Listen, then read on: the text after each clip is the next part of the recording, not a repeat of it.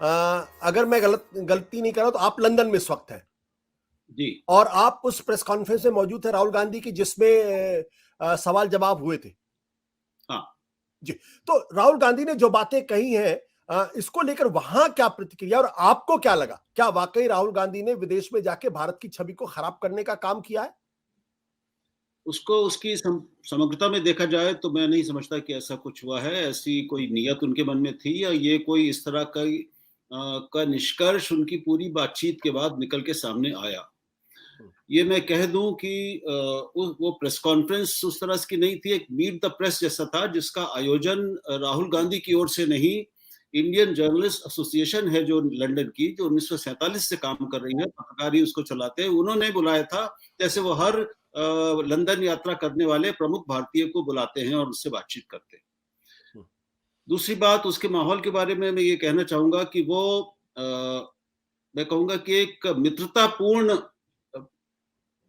पूरी बातचीत हुई। उसमें कोई ज्यादा उनकी खिंचाई की या बहुत ज्यादा सवाल जवाब करने की, क्रॉस क्वेश्चनिंग, वो सब नहीं हुआ।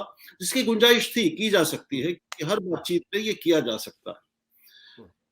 लेकिन मैं ये कहना चाहता हूं कि एक तो उनसे सब तरह के सवाल पूछे गए, कठिन सवाल भी पूछे गए। ये भी पूछा गया कि क्या आपकी राय में 9 साल में नरेंद्र मोदी ने कुछ भी, एक भी अच्छा काम किया ही नहीं है जिसकी आप तारीफ कर सके, या सब कुछ खराब ही खराब किया? इस तरह के सवाल भी उनसे किए गए। उन्होंने अपनी ओर से जवाब दिए उसके।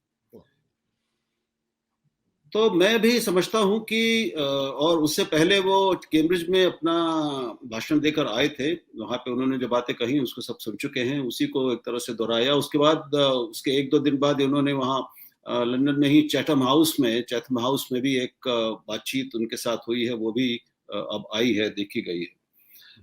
तो मुझे नहीं लगता कि उनका भारत को बदनाम करने का कोई विचार या कोई इच्छा या इरादा था, या ऐसी कोई कोशिश, ये निष्कर्ष भी उनकी बातचीत से निकाला जा सकता है।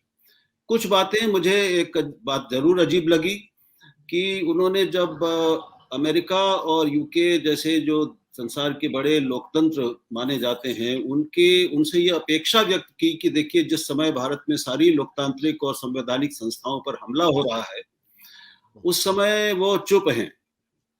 तो मुझे लगता है कि ये वो ना कहते तो बेहतर होता, क्योंकि मुझे लगता है कि ये उन्होंने अपनी गलती चैथम हाउस वाली बातचीत में सुधारी, क्योंकि वहां पे उन्होंने इस तरह की बात नहीं की है। लेकिन ये मीट द प्रेस में लगातार उनका एक तो जोर ये बहुत स्पष्ट था कि चीन हमारे प्रति एक शत्रुतापूर्ण देश है। उसने वो इट्स अ होस्टाइल कंट्री, ये उन्होंने बहुत साफ कहा कि मेरी विदेश मंत्री से इस बारे में बात हुई। पूरी बातचीत क्या हुई ये तो मैं नहीं बता सकता, मैं शपथ से बंधा हूं। लेकिन इतना मैं कह सकता हूं कि उनको इस चीन से आने वाले संकट की प्रकृति की गहरी समझ नहीं है, पूरी समझ नहीं है। अब इसकी अलग अलग व्याख्या की जा सकती है। तो लेकिन उन्होंने चीन के प्रति कोई सहानुभूतिपूर्ण, कोई दोस्ताना रवैया अपनाया हो, कुछ वो नरम हो चीन के प्रति, ऐसा बिल्कुल भी नहीं था। बिल्कुल उल्टा था। उन्होंने साफ साफ इन्हीं शब्दों में कहा कि China is hostile to us, it is sitting on 2000 kilometres of our territory, और हमें we don't like when someone grabs our territory और सिट्स ऑन अ टेरिटरी। लेकिन उन्होंने प्रधानमंत्री से एक सवाल भी पूछा, उनको क्वेश्चन भी किया कि एक तरफ वो कहती कि एक इंच चीन ने जमीन नहीं ली, हमारी 1 इंच चीन भी जमीन भी गई नहीं है, तो फिर हमारी और उसकी बातचीत भारत और चीन की किस बात पर हो रही है, नेगोशिएशंस किस बात के हो रहे हैं? तो ये उनका एक अपना इंटरप्रिटेशन था। बट राहुल जी, हाँ, राहुल जी, एक और सवाल, उसके बाद मैं दिलीप के पास दोबारा जाऊंगा।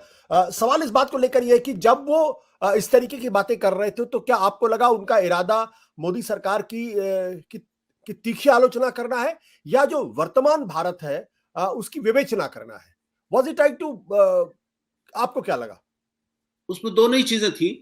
तो मोदी सरकार की आलोचना तो थी ही, लेकिन उनका सारा जोर इस बात पे था कि जो लोकतांत्रिक और संवैधानिक संस्थाएं हैं हमारी, उन पर, और एकेडमिया भी कहते हैं जिसको, सभी प्रमुख संस्थाओं को उन्होंने कहा कि उन पर लगातार हमला हो रहा है, उन्हें कमजोर कर दिया गया है और किया जा रहा है।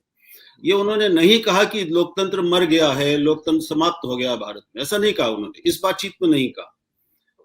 लेकिन उन्होंने संस्थाओं पर लगातार बात की और उससे कोई उन्होंने कोताही नहीं बरती, कोई नरमी नहीं कही दिखाई इसको कहने में।